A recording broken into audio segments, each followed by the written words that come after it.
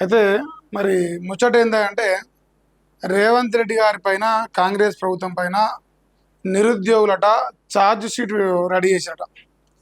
So జనరల్గా charge sheet ready చేస్తే court పోవాలి, పోలీస్ స్టేషన్ పోవాలి, కన్నమ్మ బాధలు పడాలి అన్నీ ఉంటాయి. సో ఇప్పుడు కాంగ్రెస్ వాళ్ళకు కోర్టు అయినా లేదంటే చట్టం అయినా లేదంటే పోలీసులైనా ఏదైనా సరే ఈ రాష్ట్రంలో నిరుద్యోగులుగానే కనిపిస్తారు. సో నిరుద్యోగులు ఒక్కరు చాలు ఏ రేవంత్ రెడ్డిని అయితే తెలంగాణ ఉద్యమంలో ఏ మాత్రం కూడా సంబంధం లేని వ్యక్తి అయినా సరే జస్ట్ ఉద్యోగాలు ఇస్తారని ఒక నమ్మకంతో ఎట్లయితే రేవంత్ రెడ్డి ముఖ్యమంత్రి చేసారో ఇలా అదే నిరుద్యోగులు మళ్ళా రేవంత్ రెడ్డి దించడానికి కూడా ఛార్జ్ షీట్ రెడీ చేసిరట. సో ఏ క్షణమైనా సరే రేవంత్ రెడ్డిని ముఖ్యమంత్రి కూర్చొని దించవచ్చట. ఇది నేను చెప్తానే నాకేం సంబంధం లేదు. సో ఒక ఆయన కాంగ్రెస్ పార్టీ నమ్మి వాళ్ళకు ఓటేసి భంగపడి నిరుద్యోగిగా ఉండి ఒక ఆయన ఒకటి నోట్ రాసిండు. సో ఆ నోటు ఇప్పుడు అది వేరే నోట్ అంటలేరు. నేను కొన్ని పదాలు వాడితే సోషల్ మీడియాలో మన యూట్యూబ్ ఛానల్లో ఎందుకో ఇబ్బంది అవుతుంది. సో అందుకే ఆ పదాలు వాడతలేను. కానీ మ్యాటర్ అయితే ఒక ఆయన ఖమ్మంలో నోట్ రాసిండు. ఆయన భూమి మీద లేకుండా అవ్వడానికి ప్రయత్నం చేసిండు. సో ప్రయత్నంలో బాగా మరి ఆయన ఒక తెలంగాణ కాంగ్రెస్ ప్రభుత్వానికి ఒక నోట్ రాసిండు. అది రాష్ట్రం మొత్తం చక్కర్లు కొడుతున్నది. మరి ఇప్పుడు బీఆర్ఎస్ పార్టీలో ఉన్నదే ఛాన్స్ కదా. సో ఎక్కడ సమస్య వస్తే ఆ సమస్య పైన ప్రజల పక్షాన నిలబడి ప్రభుత్వాన్ని ఇరకాటంలో ఉండడంలో కాంగ్రెస్ పార్టీని బదనాం చేయడంలో బీఆర్ఎస్ ముందంజలో ఉన్నాయి. సో అందులో ప్రథమ స్థానంలో కేటీఆర్, హరీష్ రావు ఉన్నారు. సో టైటిల్ అయితే ఇలా గదే పెట్టింది, కాంగ్రెస్ పై నిరుద్యోగి ఛార్జ్ షీట్ అట. మరి నిరుద్యోగి ఛార్జ్ షీట్ ఏంది, దీని కథ ఏందనేది మీరు చెప్పాలి. ఒకటి రెండు పత్రికల్లో ఈ వార్త కనిపిస్తుంది. నిన్నమన్నా ఢిల్లీలో గలాట చూసినాం, ఇప్పుడు గల్లీలో గలాట చూడబోతున్నాం. నిన్నమన్నా ఢిల్లీలో కాక్రోచ్ జనతా పడితే గల్లీలో తెలంగాణ ఎంట్రీని పార్టీ. సో ఏ క్షణమైనా రేవంత్ రెడ్డి పాపం ఆయన విద్యాశాఖ మంత్రి పదవి పోవచ్చు, ఇంకా ఇంకా అంతకంటే ఎక్కువ ఉప్పెన్లా ఏమన్నా తెలంగాణ ఉద్యమం లెక్క ఈ నిరుద్యోగ ఉద్యమం అనేది ముందర పోతే రేవంత్ రెడ్డి నైతిక బాధ్యత వహిస్తూ నిరుద్యోగులను, విద్యార్థులను మోసం చేసేందుకు మరి ముఖ్యమంత్రి కూర్చొని కూడా దిగిపోయే ప్రమాదం ఉన్నది. ఈ టైటిల్ అయితే ఇక మంచిగా బ్రహ్మాండంగా రాసిరు. ఇలా పోలీసు పోస్టులు పెంచాలని ప్రొటెస్ట్ చేయొచ్చు. ఇటుపక్క 7,437 పోస్టులతో కాకుండా 19,000 పోలీసు ఉద్యోగాలతో ప్రభుత్వం వెంటనే నోటిఫికేషన్ విడుదల చేయాలని చెప్పేసి నిరుద్యోగ జేఏసీ ఆందోళన చేపట్టింది. లేని పక్షంలో పెద్ద ఎత్తున ఉద్యమానికి దిగుతామని హెచ్చరించింది. ఈ మేరకు సోమవారం ఇందిరా పార్క్ వద్ద నిరుద్యోగులు మెరుపు ధర్నాకు దిగారు. ఇది ఇందిరా పార్క్ వద్ద పోలీసు ఉద్యోగాలు పెంచాలని చెప్పేసి. ఇటుపక్క రేవంత్ రెడ్డి క్రిమినల్ వేస్ట్ అట. ఇంజనీరింగ్ విద్యార్థులు క్రిమినల్ వేస్ట్గా పేర్కొన్న రేవంత్ రెడ్డి వెంటనే క్షమాపణ చెప్పాలని బీఆర్ఎస్ నేతలు డిమాండ్ చేశారు. లేని పక్షంలో వచ్చే ఎన్నికల్లో కొడంగల్ నుంచి 1,00,000 మంది విద్యార్థులతో నామినేషన్ వేయిస్తామని స్పష్టం చేశారు. ఈ మేరకు తెలంగాణ భవన్ వద్ద మీడియా సమక్షంలో ప్లకార్డులను ప్రదర్శించారంట. మరి ఇది కూడా ఒక వార్త కనిపిస్తుంది. అంటే నిరుద్యోగుల్ని రేవంత్ రెడ్డి అవమానిస్తుండు. మరీ ముఖ్యంగా ఇంజనీరింగ్ చదువుతున్న విద్యార్థులను క్రిమినల్ వేస్ట్ అని చెప్పేసి వాళ్ళని అగౌరవపరిచే ప్రయత్నం చేసింది. ఆల్రెడీ దేశంలో మొత్తం జెన్జీ చేసిన పోరాటం కళ్ళ ముందర ఉన్నది. ఇవన్నీ ఉండంగా రాహుల్ గాంధీ ఢిల్లీలో జెన్జీ కోసం పోరాటం చేస్తుంది. కానీ తెలంగాణలో ఉన్న జెన్జీని మాత్రం రేవంత్ రెడ్డి అవమానకర మాటలు మాట్లాడతాం. ఇక కాంగ్రెస్ పై నిరుద్యోగి ఛార్జ్ షీట్ అట.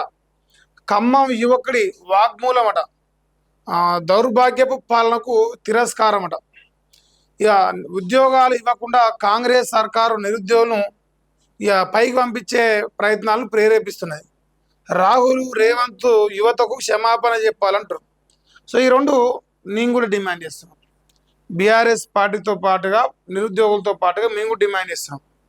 రాహుల్ గాంధీ, రేవంత్ రెడ్డి తెలంగాణ రాష్ట్రంలో నిరుద్యోగుల్ని, విద్యార్థులను నమ్మించి గొంతు కోసి అలా అధికారంకి ఎక్కారు. ఇవాళ అధికారంకి ఎక్కినాక వాళ్ళని నోటికి ఎంత వస్తే అంత మాట్లాడుతున్నారు. మరి నైతిక బాధ్యత వహిస్తూ క్షమాపణ చెప్పాల్సిన అవసరం ఉన్నది.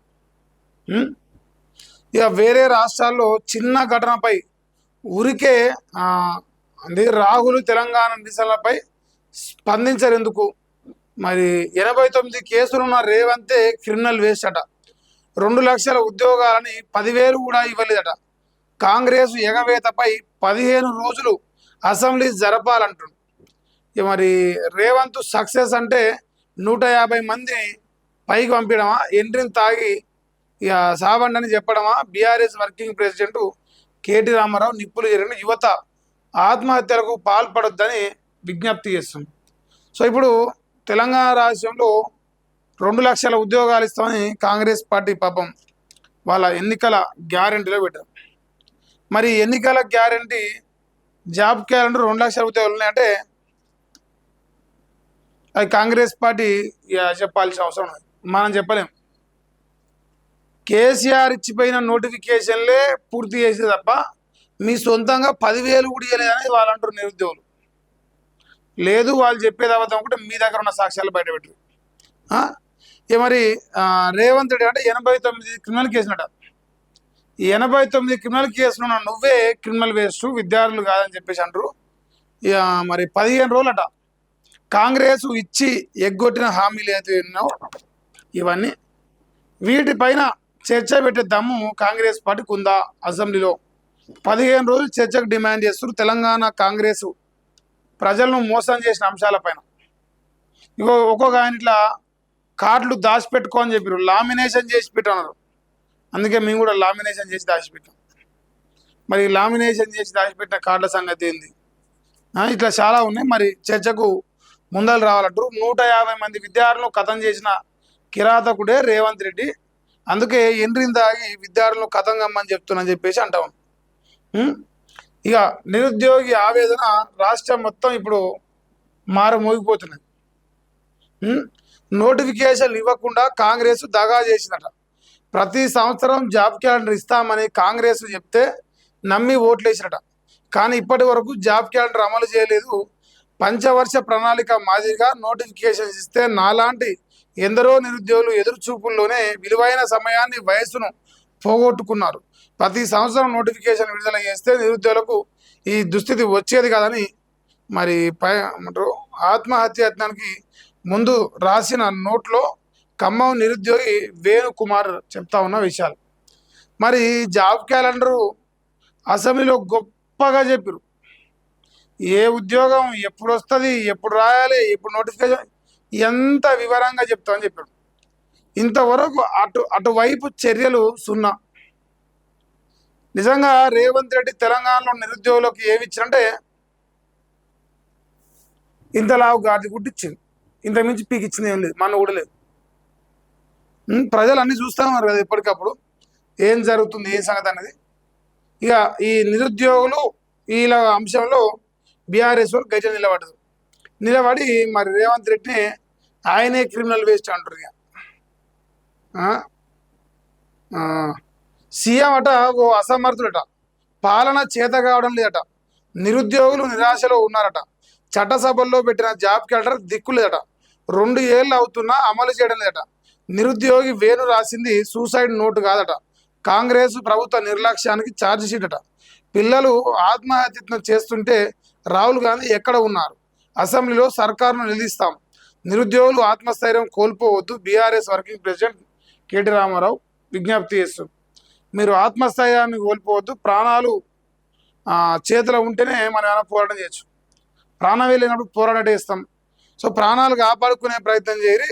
ఒక అసమర్థ ముఖ్యమంత్రి, ఒక అసమర్థుడు రేవంత్ రెడ్డి గారు ముఖ్యమంత్రిగా ఉన్నాడని చెప్పేసి ఆయన ప్రధానంగా ఆరోపణ చేస్తాం. నిజమా కాదని ప్రజలు చెప్తారు. గ్రామాలలో ఇలా రేవంత్ రెడ్డికి ఎంత గొప్ప పేరుందంటే ఈ భూమండలంలో ఇంత దుర్మార్గంగా మోసం చేసిన ముఖ్యమంత్రి ఈ భూమండలంలో ఎక్కడ ఉండరు అంటారు గ్రామాలలో ప్రజలు అంటారు. ఇంత గొప్ప పేరు తెచ్చుకున్న రేవంత్ రెడ్డి ఇంకా గొప్ప పేరు తెచ్చుకోవాలని ప్రయత్నం చేస్తుంది. ఇంకా ఇప్పుడు ఏదో హైదరాబాద్తో పాటు ఇంకేదో తీసుకొచ్చి ఇంకా గొప్ప పేరు తెచ్చుకోవాలని ప్రయత్నం చేశాట. మరి ఆ నిరుద్యోగుల బతుకులు గంగలు కలిసినాయి, వాళ్లకు వయసు పెరిగింది, సమయం అయిపోయింది, వాళ్ళ జీవితాలు ఆగమైపోయినాయి. ఈయన చెప్తాడు, ఇక 30 ఏళ్ళు దాటినా పిల్లని ఓడిస్తలేడు, ఆ, ఆ నిరుద్యోగుల జీవితాలు నాశనం అయిపోతాయని మన సంసార మాటలు ఆయనే చెప్తాడు. మోసం చేసేది అంటే మంచి మాటలు చెప్పేది ఆయనే, చెడ్డ పనులు చేసేది ఆయన నిరుద్యోగుల విషయంలో. వాళ్ళు నమ్మించి గొంతు కోసింది ఇలా.